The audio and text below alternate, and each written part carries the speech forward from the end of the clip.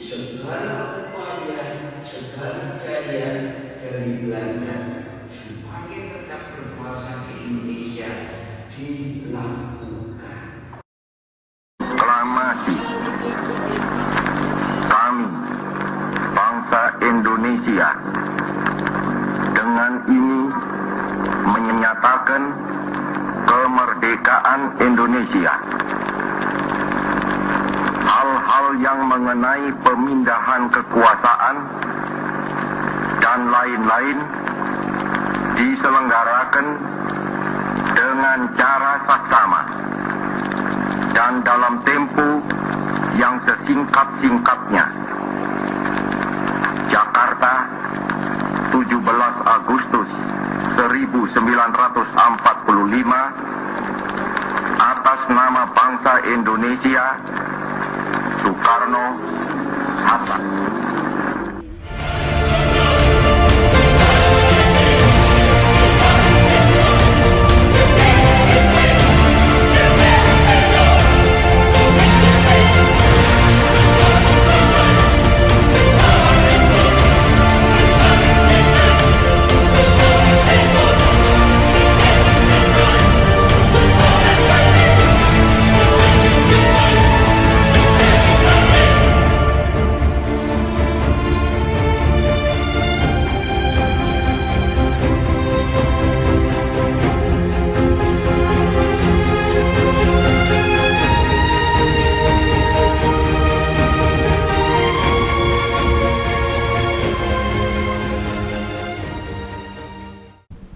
Assalamualaikum warahmatullahi wabarakatuh. Selamat pagi anak-anak. Hari ini Bu Neti akan melanjutkan apa yang sudah kita bahas sebelumnya, yaitu tentang perjuangan menghadapi ancaman disintegrasi bangsa, yaitu mulai tahun 1948 sampai dengan tahun 1965. Ini berkaitan dengan upaya bangsa Indonesia di dalam memperjuangkan atau mempertahankan kemerdekaan. Karena begitu kita melakukan proklamasi 17 Agustus, ada perjuangan yang sangat krusial atau yang sangat penting, yaitu mempertahankan serta mengisi proklamasi itu sendiri. Ini merupakan satu perjuangan yang sesungguhnya, saya ulangi sekali lagi, yang sesungguhnya.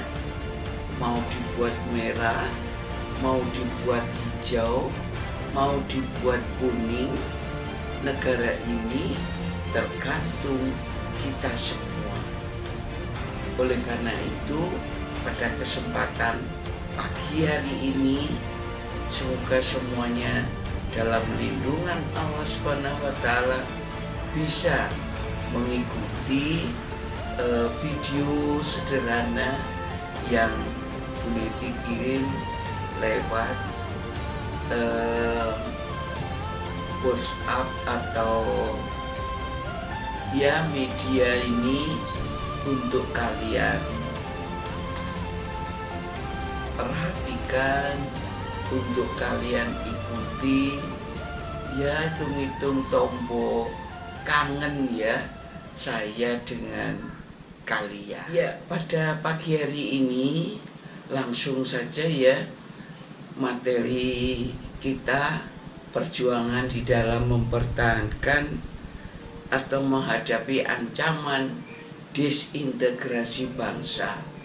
Seperti yang sudah kalian dengar, disintegrasi itu adalah berkaitan dengan perpecahan bangsa Indonesia yang banyak diwarnai dengan konflik-konflik atau perlawanan seperti yang peneliti sampaikan dalam rangka mempertahankan kemerdekaan. Mempertahankan yang jelas lebih berat ya. Mempertahankan dari siapa? Satu, bangsa barat atau bangsa lain yang ingin kembali menjajah Indonesia.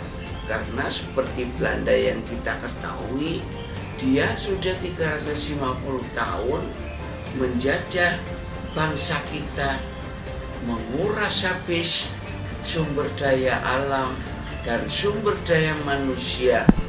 3,5 abad itu bukan waktu yang singkat ya. Semua sumber daya alam, sumber daya manusia dibawa pulang, kuras habis, dieksploitasi. Ibaratnya kalau orang Jawa ngomong itu wis kenaan kuareken, sehingga mau meninggalkan Indonesia dia enggan ya. Oleh karena itu segala upaya, segala daya dari Belanda supaya tetap berkuasa di Indonesia dilakukan ya. Ini apa upayanya? Ya, licik sekali Belanda itu. Seperti misalnya menerapkan politik divide et impera dalam bidang apa saja ya. Ini nah, seperti setelah kita Indonesia merdeka, satu hal bukti bahwasanya Belanda tidak mau pergi dari Indonesia.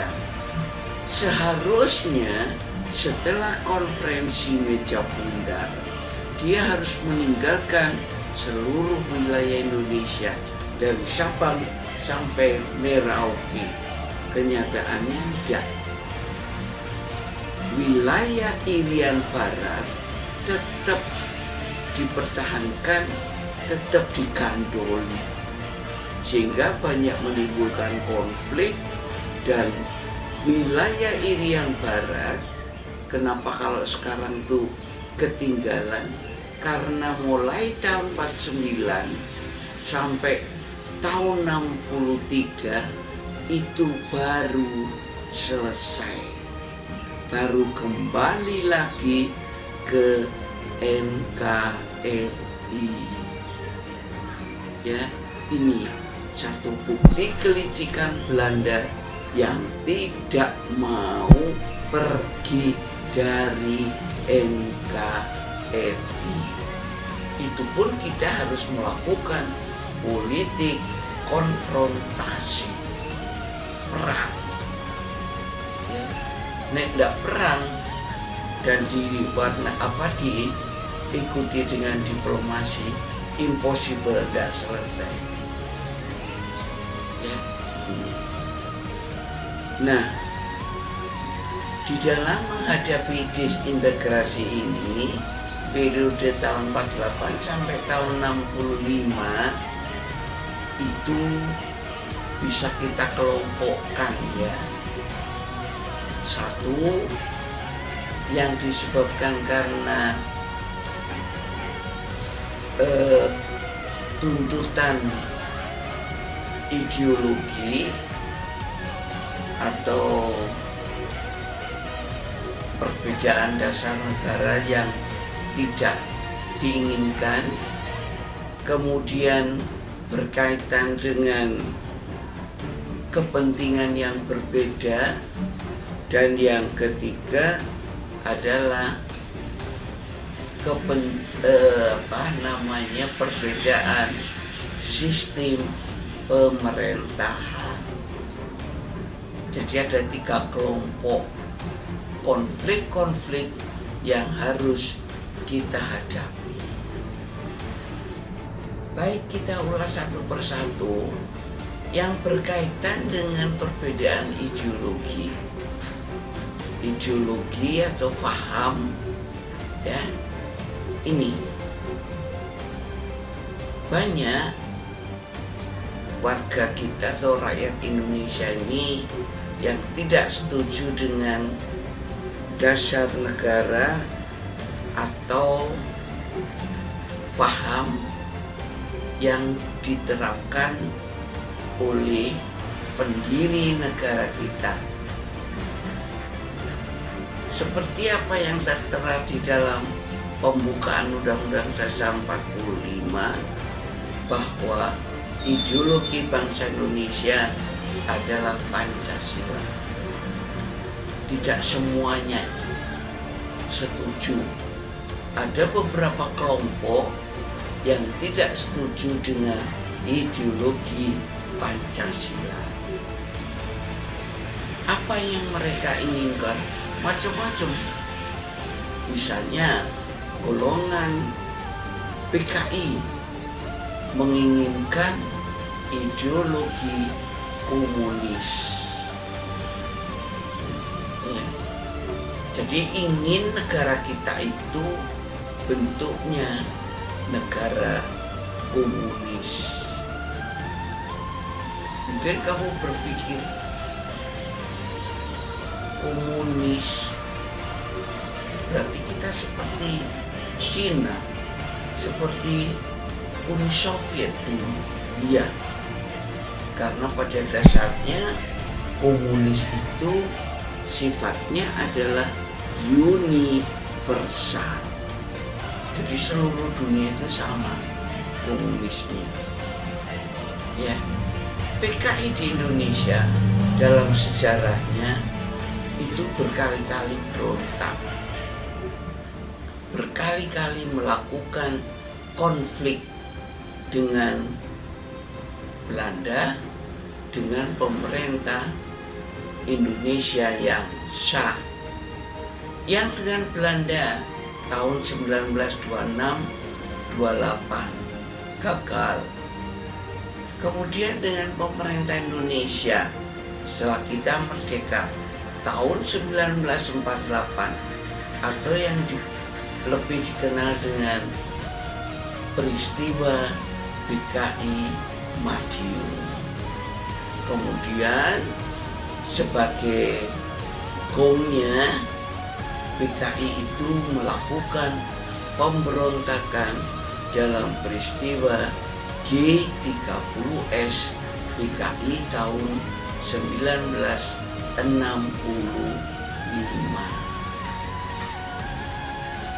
Ya, saya ulangi, tahun 2628 terhadap Belanda gagal, tahun 48 atau yang lebih dikenal dengan peristiwa PKI Madiun juga gagal, dan peristiwa 1965 terhadap pemerintah Orde Lama, pemerintah RI juga gagal.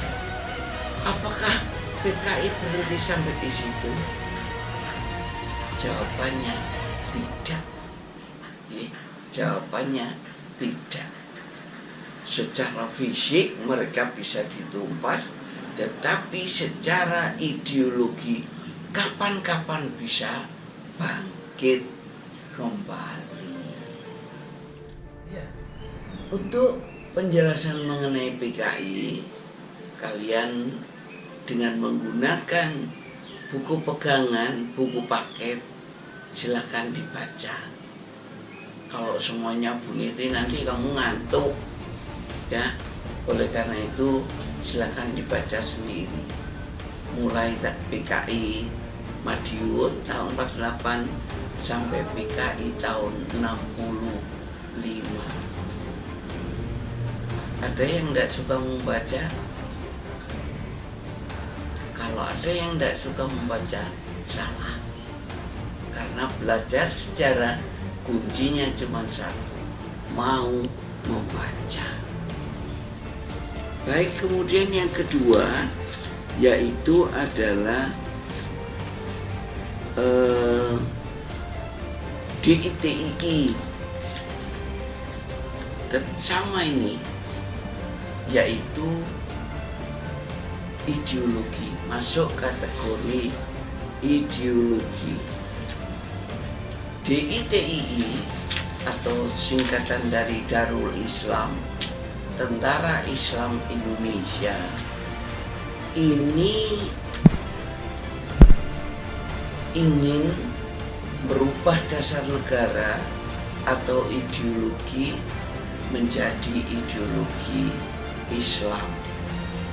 Ya, menjadi Indonesia ini ingin dijadikan sebagai negara Islam, NII, Negara Islam Indonesia, sebagai pelopor daripada cita-cita negara Islam Indonesia, yaitu seorang ulama yang bernama Sekar Maji Marijan Kartosuwiryo, atau yang disebut atau pendeknya Kartosuwiryo, dengan wilayah pergerakannya yaitu Tasikmalaya. Ya. Nah, peristiwa DITII itu terkait dengan upaya Belanda yang ingin kembali menjajah Indonesia, yang dituangkan dalam perundingan Renville. Ya, ini perundingan Renville. Apa Renville itu, terus kemudian bagaimana dan seterusnya, itu materi yang sudah lewat kelas 11. Silakan diulas sendiri, dibaca sendiri. Tapi yang jelas Kartosuwiryo menolak perundingan Renville tersebut, bahkan menganggap pemerintah Indonesia menjual negaranya kepada Belanda lewat perundingan Renville. Karena tidak cocok, karena tidak sesuai dengan paham yang dianutnya, maka Kartosuwiryo mempelopori gerakan DITII atau upaya mendirikan negara Islam Indonesia. Berhasilkah? Tidak. Karena Kartosuwiryo dan pengikutnya dapat ditumpas oleh TNI, oleh pemerintah. Kalau di dalam buku kamu, yaitu dengan strategi yang disebut dengan strategi pagar betis. Ya, pagar betis. Apa? Betis itu apa? Kaki, Bu. Salah. Nih, betis itu ya iki. Nek pemain sepak bola kentol. Terus kentolnya apa didadekno pagar? Ya ndak juga. Artinya di sini pagar betis itu yaitu mengepung pusat daripada Kartosuwiryo yang pada waktu itu di Gunung Geber, dengan meletakkan anggota TNI bergabung dengan rakyat. Apa tujuannya? Yaitu membatasi ruang gerak daripada Kartosuwiryo dan pengikutnya. Ya. Penjelasan sedikit tentang DITII. Jadi DITII Kartosuwiryo itu memang secara fisik juga bisa ditumpas. Tapi sekali lagi, secara ideologi ingin mendirikan negara Islam itu rupanya sudah menyebar kemana-mana. Buktinya begitu Kartosuwiryo bisa ditumpas, DITII muncul lagi di Jawa Tengah bagian utara ada Kiai Sumolangu, di bagian selatan ada Amir Fatah, kemudian menyebar lagi ke Kalimantan, kemudian ke Sulawesi ada Kahar Musyakat, dan yang memakan waktu lama yaitu pendirian atau upaya mendirikan negara Nangro Aceh Darussalam. Jadi ya di ITII secara ideologi memang sudah menyebar. Yang terakhir dan yang paling memakan waktu lama itu adalah keinginan Aceh untuk melepaskan diri dari NKRI, mendirikan negara Aceh atau negara Nangro Aceh Darussalam dengan Hasan Tiru pemimpinnya. Cuman sayang hal itu tidak bisa terjadi atau tidak bisa terwujud.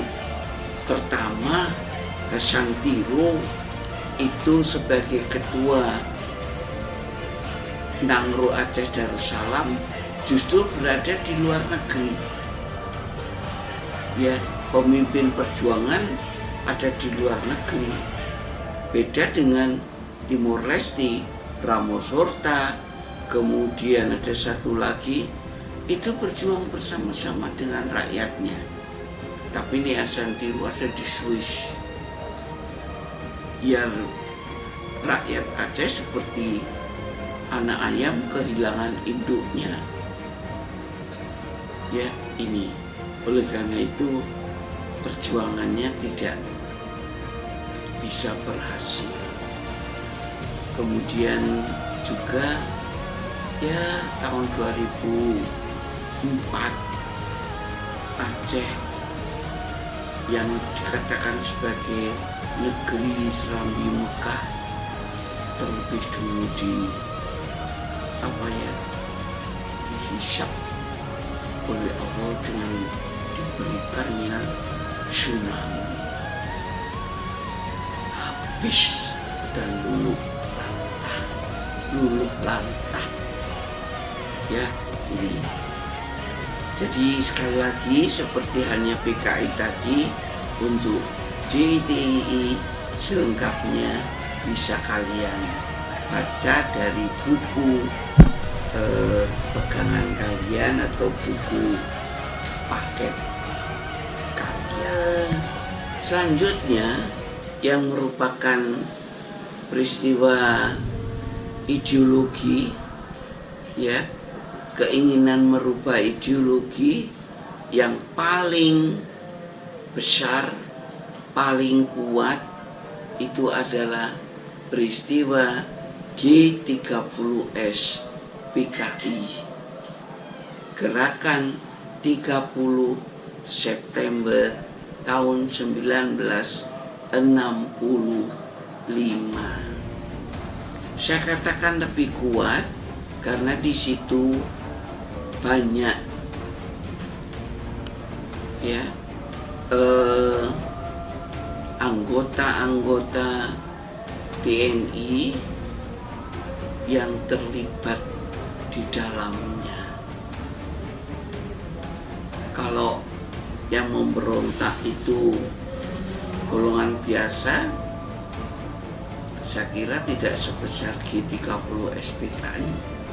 Tapi G30 SPKI ini yang memberontak yaitu adalah anggota TNI. Ya, ini.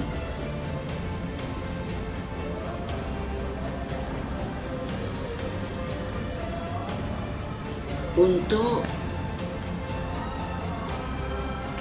G30 SPKI ini berbagai macam ya.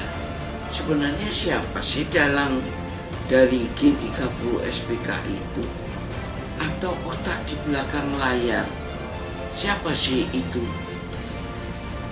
Nah, banyak sekali teori-teori yang mengatakan tentang siapa dalang daripada G30S PKI. Ada yang mengatakan CIA, ada yang mengatakan pemerintah Orde Lama, ada yang mengatakan TNI Angkatan Darat sendiri, ya, atau banyak lagi dalang daripada G30S PKI. Tugas kalian mencari siapa-siapa yang terlibat di dalam gerakan 30 September itu. Wah, ini kok disuruh cari-cari sendiri. Ya iyalah, kalau semuanya dari Bu Neti tidak seru nanti. Ya, oleh karena itu untuk G30S PKI silakan dicari sendiri siapakah sebenarnya dalang daripada peristiwa G30S. Baik anak-anak, untuk G30S PKI silakan dibaca sendiri ya. Ya, sekarang Bu Neti lanjutkan, yaitu konflik yang mengancam disintegrasi yang berkaitan dengan kepentingan. Ada beberapa konflik yang berkaitan dengan kepentingan yang terjadi atau yang menuntut kepentingan mereka di dalam pemerintahan. Seperti misalnya pemberontakan, APRA, Angkatan Perang Ratu Adil. Apa sih sebenarnya kepentingan APRA itu? Ya. Kepentingan APRA yaitu adalah mempertahankan negara federal, negara Pasundan, yaitu wilayah Jawa Barat. Dalangnya adalah Sultan Hamid II yang dibantu oleh pelarian Belanda, yaitu Raymond Westerling. Kepentingannya seperti yang Bu Neti sampaikan, yaitu ingin bentuk negara federal. Apa federal itu, Bu? Negara federal itu adalah negara serikat. Ya, negara serikat. Jadi negara yang di dalamnya itu ada negara berdaulat. Ada negara Pasundan, ada negara Indonesia Timur, ada negara Jawa Tengah, ada bahkan Republik Indonesia yang pusatnya di Yogyakarta. Ya, ini.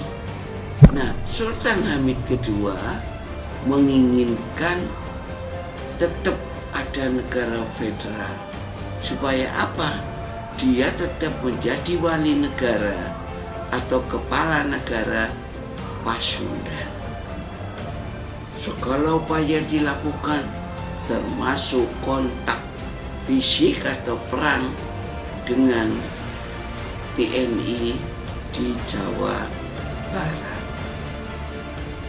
Ya, ini. Oleh karena itu, agar tidak terjadi disintegrasi, pemerintah tidak segan-segan menumpas dengan perang. Kemudian ada lagi, yaitu peristiwa Andi Aziz sama, ya. Kemudian ada BFO. BFO itu nama lain daripada negara boneka Belanda. Jadi Belanda itu memecah belah bangsa Indonesia supaya tidak ada kekuatan lagi, supaya bangsa Indonesia itu tidak bersatu. Kalau bangsa Indonesia bersatu, sulit untuk dipecah belah. Makanya Belanda memecah belah dengan sistem negara boneka atau yang disebut dengan BFO. Ya.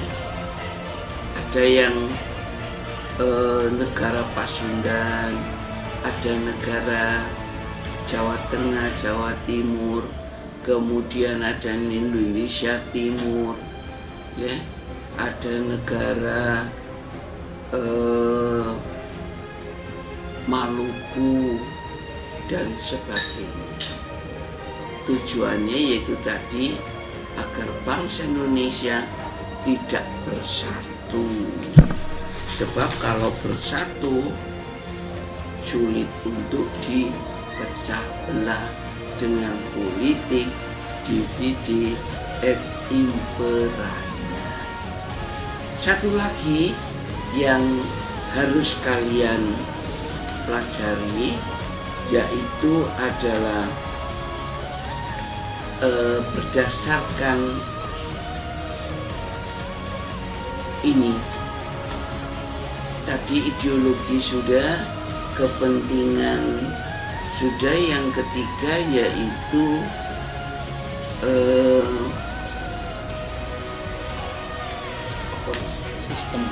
sistem yang tidak senang dengan sistem pemerintahan. Sebagai sebuah negara merdeka, kita tuh masih belum stabil sistem pemerintahannya, ya. Karena apa? Kita masih cari sistem pemerintahan yang cocok dengan kondisi bangsa Indonesia.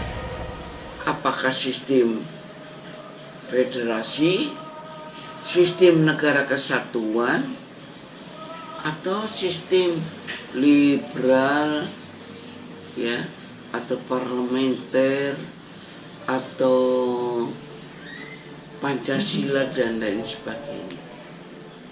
Oleh karena itu, pada awal Indonesia merdeka, banyak sistem pemerintahan yang diterapkan di Indonesia sehingga silih berganti.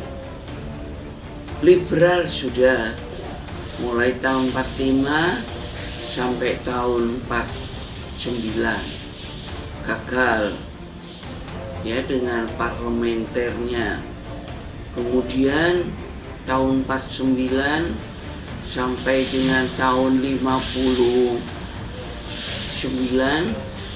sama liberal, ya.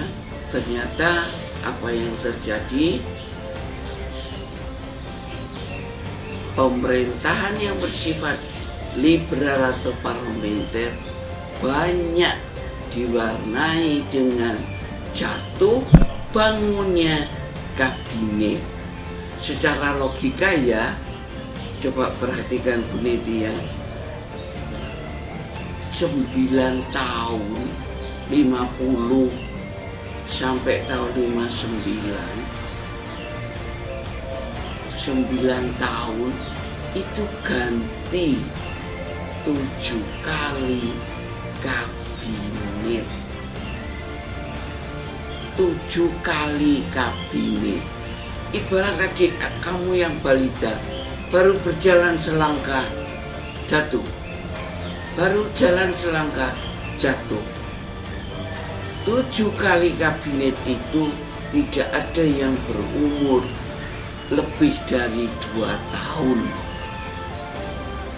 Nah, kalau seperti itu, apakah program dari kabinet bisa lanjut atau bisa berjalan dengan baik? Tidak bisa. Oleh karena itu, sistem pemerintahan parlementer atau demokrasi liberal tidak bisa berjalan. Maka dari itu, tahun 59 Presiden Soekarno merubah sistem pemerintahan dengan mengeluarkan Dekret Presiden 5 Juli 59 dengan menerapkan sistem pemerintahan demokrasi terpimpin. Ya, jadi sebuah sistem pemerintahan dengan memusatkan kekuasaan berada di tangan presiden. Kenapa bisa begitu? Karena pada waktu itu di dalam menerjemahkan pengertian demokrasi terpimpin, ya, Presiden Soekarno menerjemahkan secara salah.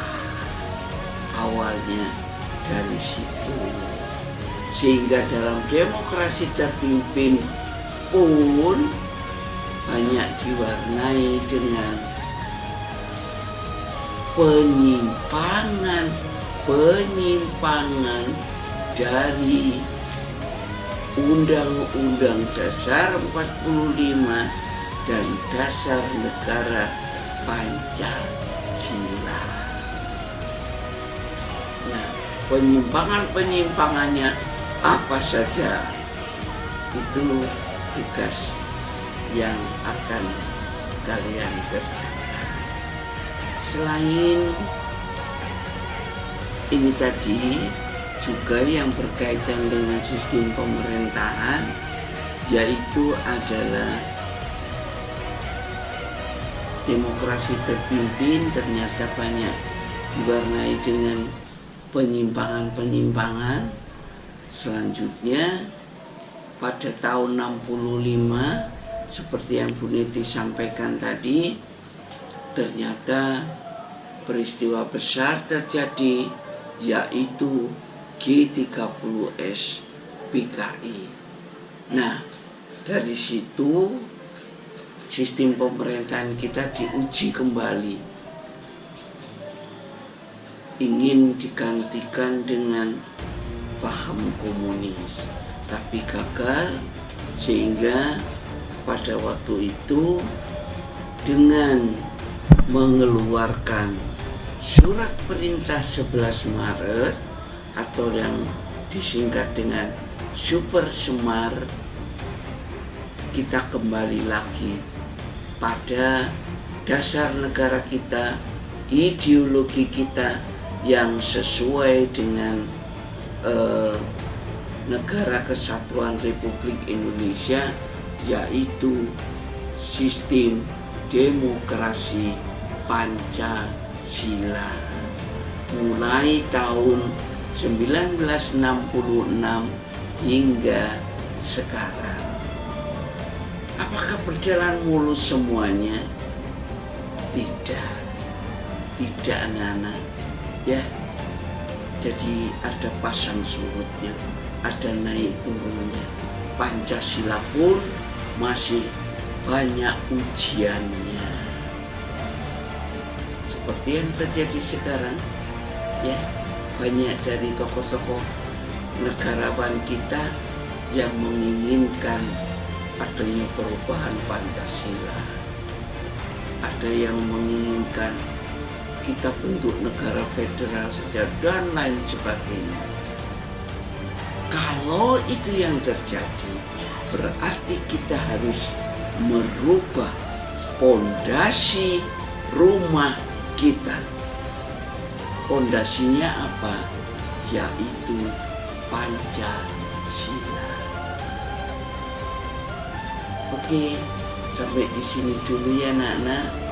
Berikutnya nanti akan kami atau akan Bu Niti berikan tugas ya yang berkaitan dengan materi ini. Waktunya sesuai atau dikerjakan sesuai dengan jam mengajarnya Bu Niti, dikerjakan di kertas karena berkaitan dengan soal-soal apa yang Bu Niti sampaikan hari ini. Semoga semuanya bisa mengerjakannya.